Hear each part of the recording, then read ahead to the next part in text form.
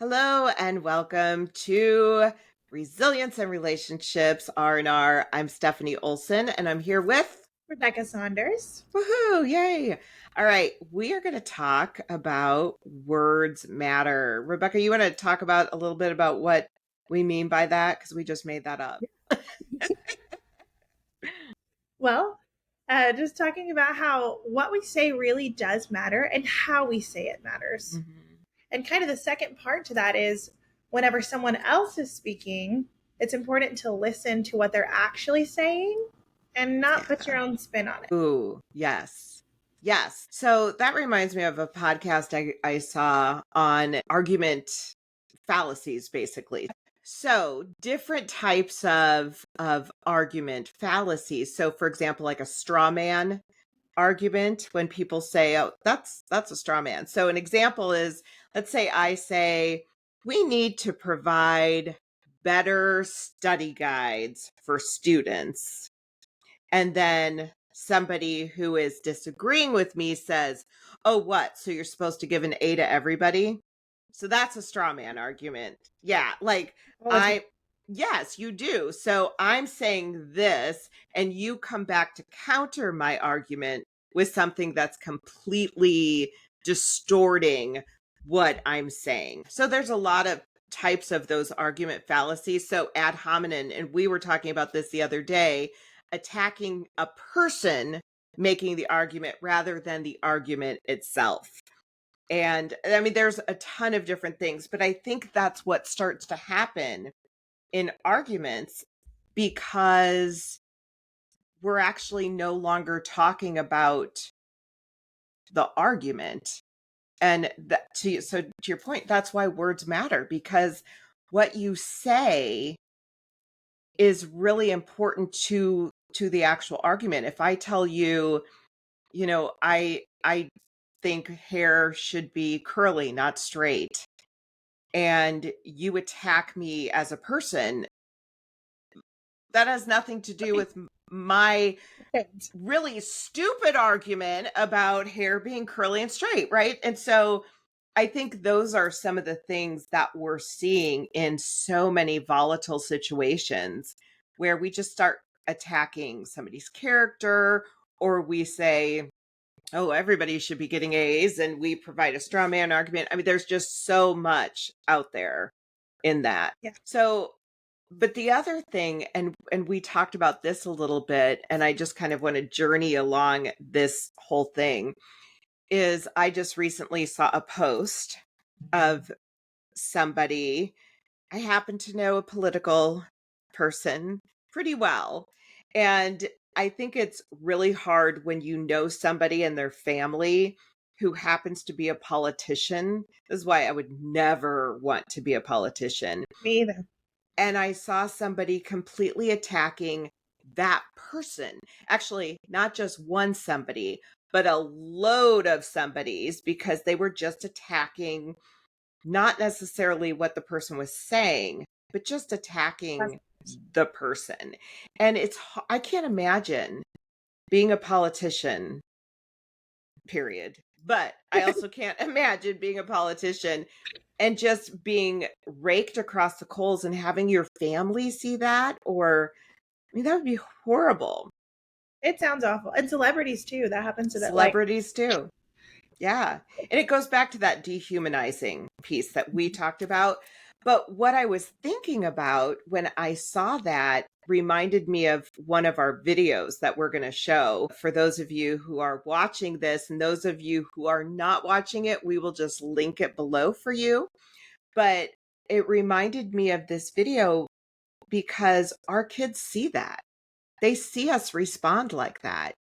And so if you can call a politician a name, a really horrible, nasty name, how do you tell your child that they're not allowed to call their classmate a really terrible name? And do you care if they do? I guess. I don't know. That's a good point because there's that phrase. I hate this phrase that do as I say, not as I do. Yes. Hate that phrase, especially Yeah. when it's meant seriously. Right. Yeah, I mean, they're watching, your kids are watching, but also people around you are watching. Yes, they are. Yeah. They really are. And I was actually talking to somebody today about conversations with staff. Like, we're both in leadership, and we were having a conversation that when you have somebody who wants to be in a director position like you are, or, going up the leadership chain, whatever that looks like, your whole life, actually, you represent the company that you work for. Whether you want to or not, if you are in leadership in a company or an organization, you represent that company and organization. And so what you do in your private life, you might say it's not fair, like it shouldn't matter, But but it does. It really does. Or what you do on social media, or what you do, it it matters. And I think back in the day when I was young, we could do things and not have it posted all over social media because it didn't exist. I mean, and that way. we, it was, well, it was great. I will tell you that right now. But we also, it could move away from bad reputations. So if you had a bad reputation somewhere, it did not follow you like it does today. And so what you say, what you do, all of that stuff matters. It makes a difference. And that's not to say that you can't have your own opinions. I mean, No. our organization, for example, as an organization, we're apolitical. And so if I'm speaking for the organization, I will say that. But does that mean I can't have my own political opinions? Of Yeah, course you get to. And you can even not. post those political opinions on social media, right? I'm not saying you can't advocate for something on your social media. Just don't be a jerk, right? Don't be Right. Right. And don't dehumanize somebody simply because you think they're a politician.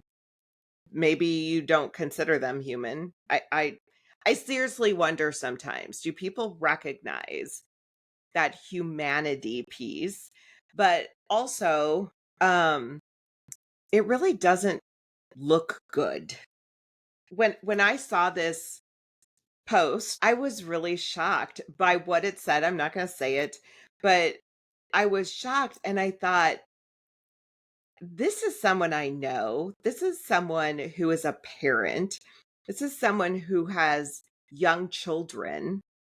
And I think this is what you're doing on social media, where literally it's a public account that it was posted on.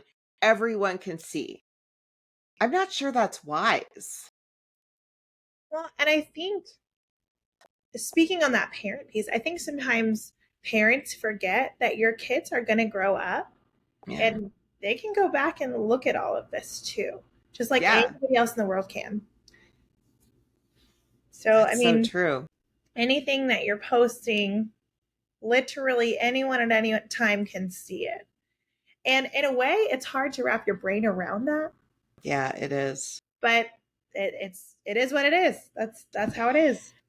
And I wonder, because I know that people talk like that in real life and at home. I know that there are people who will say things that you think, whoa, I would not say that about a person. I mean, we know that. But at the same time, it's again, it's reminding yourself that the person you're talking about is not a cartoon character. It's not a character on television. That's not real. These are human beings with families, and their kids, like celebrities' kids, politicians' kids. I mean, they can all see that. I don't know. It's just, it blows my mind, just some of the things that people say or do. And again, it's not about your opinion. It's about How you voice it. how you voice them. Words really matter. So let's show this video. This video is just, I love this video. It's an example of how our children are watching us and what that could mean.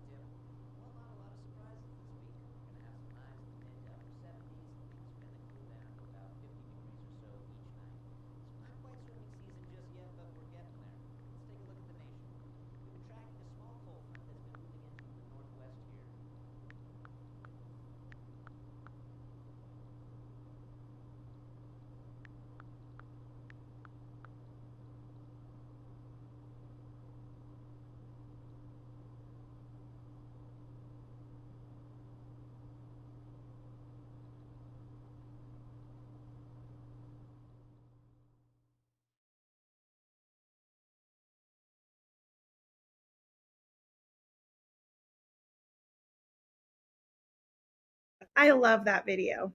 I do too. I think it's such a powerful video that shows that our kids really are watching us. And why wouldn't they take our lead? If we're and so if you didn't get a chance to click on the link or anything like that, just so you know, it's about a dad who sits down and starts to bash somebody on social media and say, well, no wonder you look like that. I wouldn't, whatever, all the bad things. And then it cuts to his daughter, who's right next to him, who starts bullying a classmate. And then at the end, it says from the Set Me Free Project, your kids are watching you. Be better online. And I think that's, yeah, be better online, be better. You know, it's like, got all those t-shirts that say be kind. Let's really do that.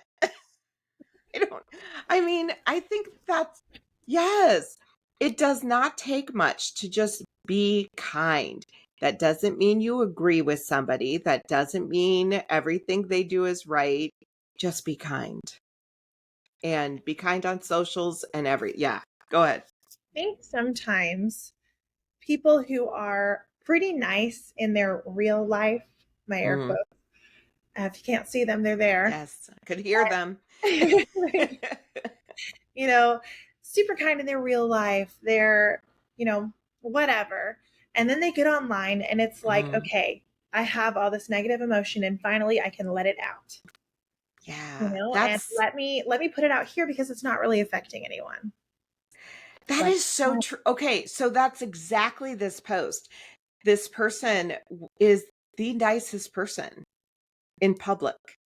And I have never heard a negative or nasty word come out of their mouth. Nothing. And then all of a sudden, like these warrior fingers, what are they, keyboard warriors? I mean, it's just, yeah, it's just bad. So, no, yeah, we got to be careful. and I think that it's become so normalized Yeah, too that just, there's hateful comments on the internet, whatever, it's there. And I know that, like, even me, I wouldn't say that I've been downright hateful, but I do think that there are things that I posted when I was younger that I wish I wouldn't have, or. sure. And I think that most people my age feel that way because we've all Hmm. been online for so long, Right, right. before we really knew the gravity of what we're saying and doing. And I think that it's just unfortunately become this widely recognized, yeah, people are mean online, oh well. Yeah, But yeah. it really does affect other people. And just one comment, you never know how long that's going to stick with the person that it's Mm-mm. directed toward. No, you really don't. Or their family or their friends. And it's just, oh, yeah. So you talked about listening. And I think that's an important piece of that because it's one thing online, it's another thing in person. And when you're talking to somebody, especially somebody that you disagree with, whether that's a debate partner or whether that's your spouse or your kids, I mean, it can be anybody. It is really hard to stop and truly listen to their argument and not think about, okay, what am I going to say next? What am I going to say next? It's hard. And we need to learn to listen to understand a person, not necessarily to even agree with them, but to understand them. Let me understand why you're saying that. One of our, she's a board member now, Kelly Craner, adore her, You but bet. she is, and she's a great question asker. I don't know if that's a word, but she really does. She listens and she asks questions to better understand. And one of her favorite sayings, especially if it's something that she doesn't agree with, her question will be, "Help me understand what you mean by that." That's so important. Imagine how much better it would be if everyone asked that question. Yeah. Yeah, because you don't need to agree with me, but help me understand where you're coming from. And then let's have a conversation about it. Because, yeah, words really do matter. And how we say, sticks and stones may break our bones, but words will never hurt us. Words do hurt, or I should say, words can hurt. And So can we take need a lot longer to heal from. yes, those scars can be very deep. Right. And you can't take them back. You cannot take words back that, and we've all been there. Like I have said things, and as I'm saying it, I'm like, please come back. Don't. And you can't do it. Right. But apologies only go so far because you can't take that back. Yeah, that's a great point. And I think you're totally right that everyone will identify with that experience of I really wish I wouldn't have said that even immediately afterwards. And then it's just, you got to do damage control because you did say it. And mastering the art of not speaking in anger, I think that's a lifelong task. I agree. Because, and again, I think, we react. We're a very reactive society in every single way. And that's why we do prevention. But I do think we're reactive when it comes to conversations often as well. And we do want to defend ourselves. We want to defend ourselves. We want to defend our belief system. We want to defend our whomever. And I think that's a natural thing. But it's that stopping and taking a breath and thinking about what you're going to say before you say it. My middle daughter, it is so fun to watch her sometimes and she's going to be an attorney. She's going to be a great attorney. But when you ask her a question, she will stop and she will think, and you can see her thinking, and it's fabulous to watch. But usually, especially if it's a serious question and not just joking around, she will really do that. And it's amazing. And I think we all need to do that a little bit more often. I'll take that time and let me think about that. I think that's wonderful. Mm-hmm. Very few people actually do that. Take the time to stop. From what I've seen, I feel like whenever there are emotions are high and you're wanting to defend yourself or you're not understanding me right, I've seen two types of natural reactions. Either that, like, I'm going to get loud and talk and make sure you hear me, or that I'm not going to say anything and I'm just going to turn off my ears and not listen to you either. Mm-hmm. How, I guess let's speak to those two different types of tendencies, because I think that they are different but very similar, because it comes from that I'm not being understood, so I'm done. Yes, I think that's good. There's a couple of things I think of when we're talking about that. Like the first thing that I am more apt to do is speak too soon and too much and too loudly and and instead of sitting. In fact, I'll give you an example of something that happened that shocked me. My husband and I, we really don't fight very often, but when we do fight, it's usually like, okay, I'm about done. And sometimes the best thing you could do is just, okay, I'm going to separate for a minute, right? But we were talking about something important. We were not fighting at all, but we were talking about kind of not a heated discussion, but an important discussion. It was something important. And I said something and he responded, and I didn't like the way he responded. And I started, because old Stephanie would have just jumped in and said, no, you're wrong, blah, blah, blah. But I stopped and I just continued to listen. And as he continued to talk, I realized we actually don't disagree at all. And he brought his whole conversation back to show that we are on the same page. But it was just how he was communicating that. Had I jumped in and started to argue with him, number one, I wouldn't have known we agree. But number two, I would have started a fight. And in that just listening, I stepped back. I was like, oh my gosh, I would have totally started a fight here. And we are actually on the exact same page. So I do think that can happen. And I think reacting too soon and jumping in and yelling and doing those things happens a lot. But I think sometimes we haven't even heard out the entire argument, and we might not be that far apart than we think we are initially. It's a really good point. Sometimes arguments aren't even arguments. Right. Well, in fact, I was talking to someone today who was talking about an argument she stepped into, and she said, oh my gosh, you two are actually saying the exact same thing while you are yelling at each other. Stop. And I thought I think that happens a lot. Like you could be yelling at each other and saying the same exact thing, but you don't know it because you're so busy yelling at the other person. You're not listening. There's no So time to that's listen. You're too worked up. you're Planning your too worked words. up. Planning your words. And that's exactly what happens. Like you're thinking about the next thing that you haven't even heard what the person is saying. So really listen, hear somebody out. But to your other one, the shutting down, I think that's equally frustrating. And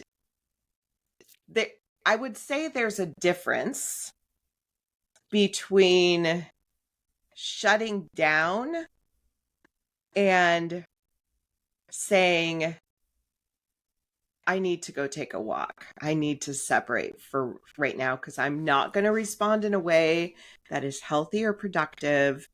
And so give me a moment. I think that's an important thing to do sometimes, but just shutting down and not saying anything, obviously not helpful.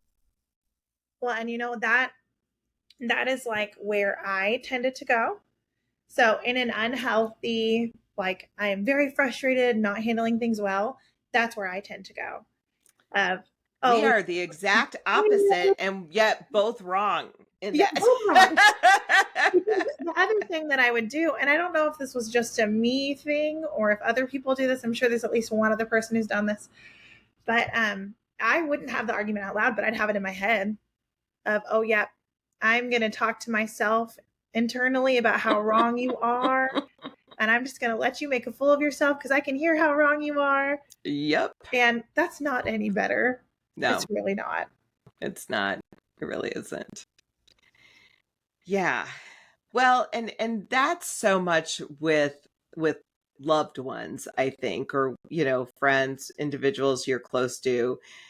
I think when it comes to disagreeing with somebody who you may not be close to, or I was on a panel once and a couple of people were disagreeing on the panel, and I think that's not a bad thing. That's a healthy thing. If we all agreed with each other all of the time, we would be robots, and that would be bad.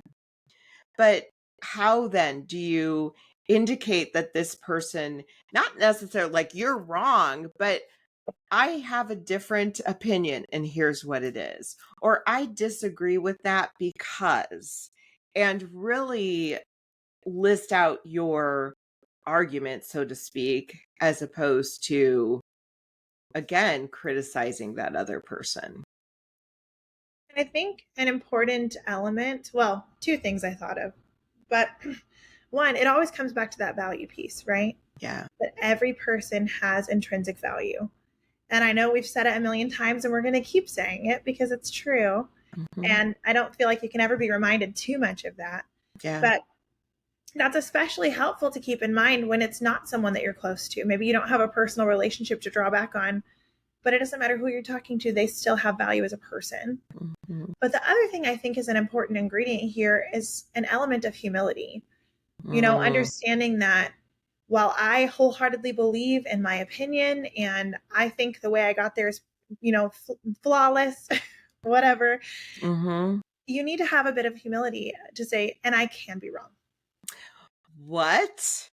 We could be wrong? Shocker. That is, Like wow. to say it, but Yeah. I mean, keeping that in mind of, I believe in what I'm saying. They believe in what they're saying, and maybe we're both wrong. Maybe I'm wrong, maybe, but Yeah. yeah, it's important to acknowledge that just because you feel something very strongly does not mean it's objectively true.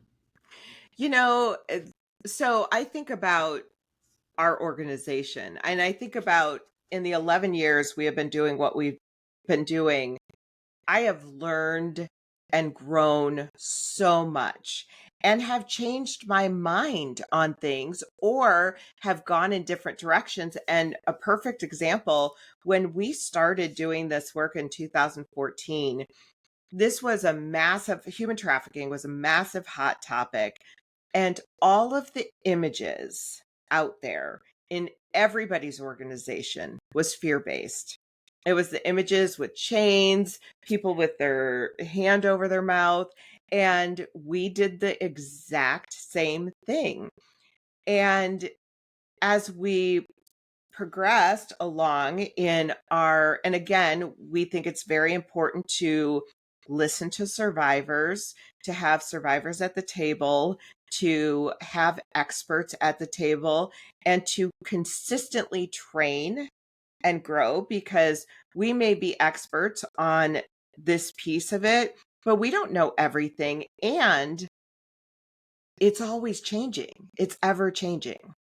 And so we have to be consistently learning as well. So when we found out that survivors were, and we do have survivors on our team, but survivors were very opposed to those fear based images because that is not what trafficking looks like. And so if that's not what it looks like, we shouldn't be modeling that as we're talking about something that is absolutely scary, but not at all like what we are portraying. And so we immediately changed all of that. And if you look at our website or any of our marketing material, it's actually full of families and happy teens and college students and all that stuff. And part of that is because we are about prevention. And so we want to stop human trafficking before it starts. But the other part of it is that really is our audience, right? And that's who we're working with. And so we made that change. And today, when I go back and look, and of course, we keep everything, when I go back and look at some of our old stuff, it's almost terrifying to me because it really is fear based. We still had that. Yeah. Oh gosh, I'll have to show you all of our old stuff, but we still did palatable chunks and we did some lighthearted conversations and we brought humor into it. Our imagery was not that at all, but we changed. Full of listening. Mhm. Yeah. And I think that your example shows something else too, which is sometimes listening requires sacrifice. Maybe Mm. the thing that you're hearing would shake things up in your world to really listen to it. And sometimes I think that's why we're resistant of, oh, hearing you on that point and actually considering it would be very inconvenient. Sometimes that's Well, true. it's true. I mean, we had to change our entire marketing and imagery. And interestingly enough that you say that, we do a lot. I'm going to try and be very careful how I say this, but we have had volunteers in the past who come from a very fear-based organization or place, and that's what they're used to. And so coming into our world is remarkably different because we are all about critical thinking, we're all about engagement, we're all about asking the questions. We are not fear-based. And Very, we always say, yeah, say that again. as a very different model. It's a very different model.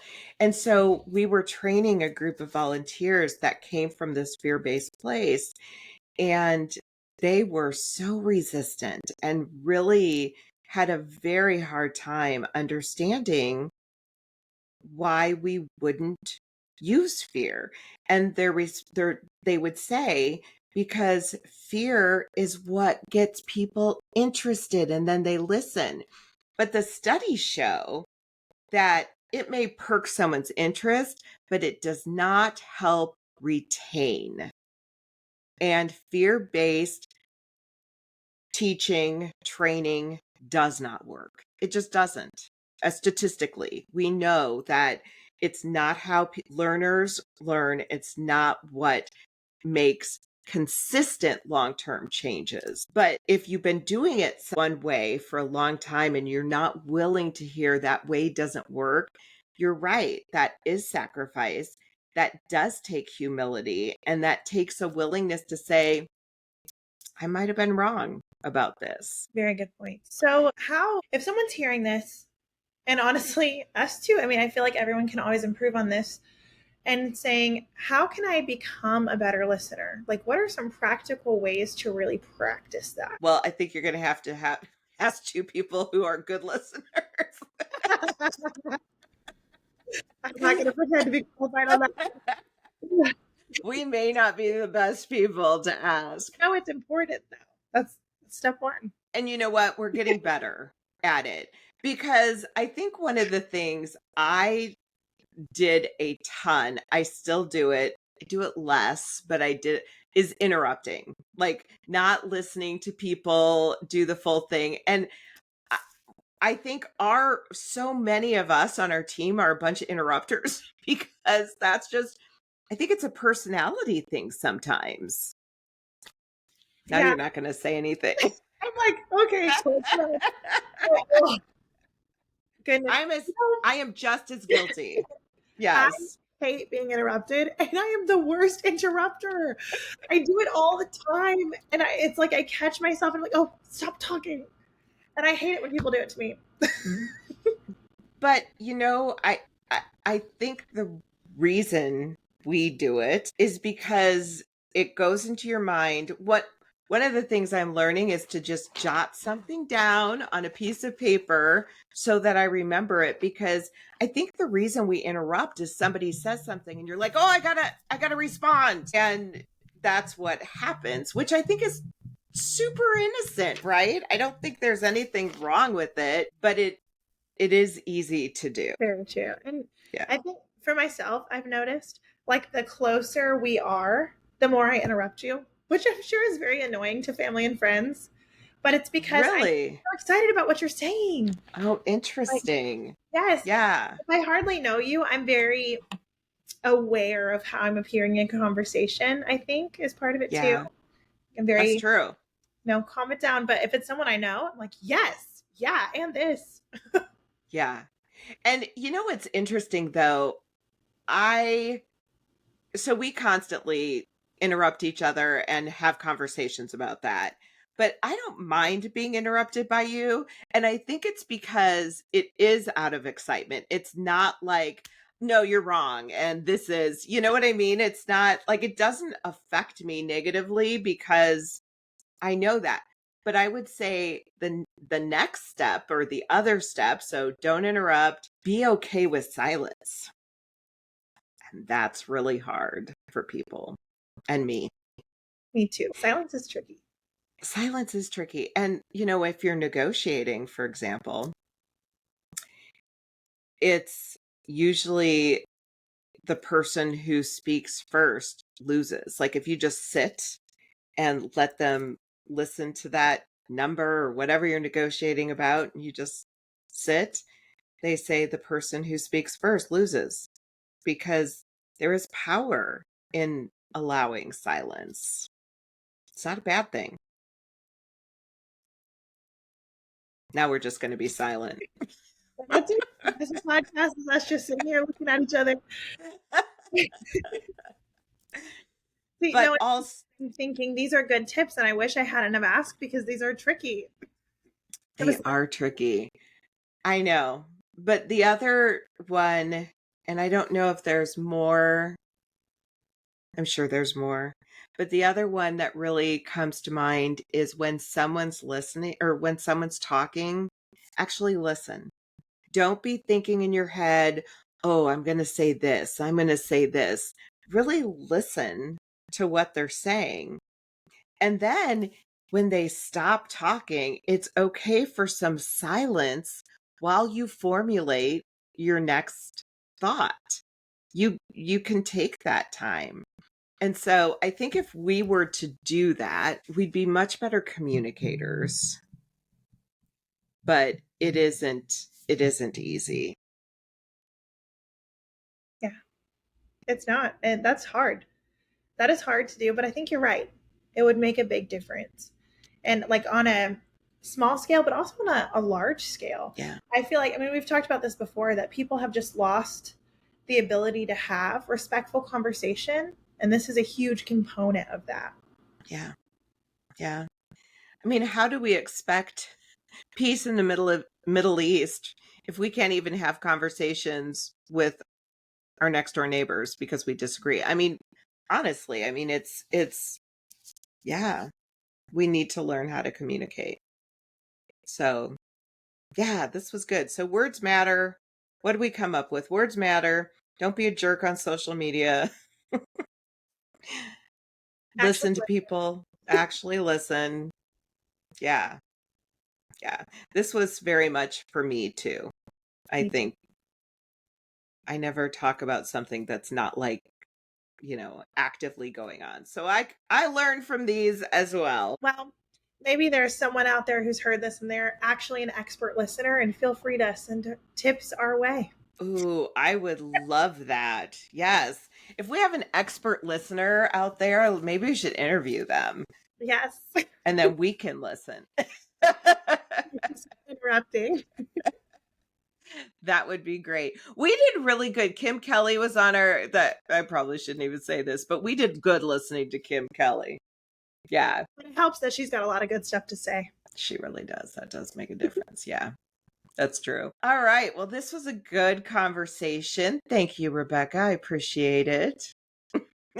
All right. And we appreciate you. Thank you for joining us. Join us next time. But for now, get some R&R. See you soon.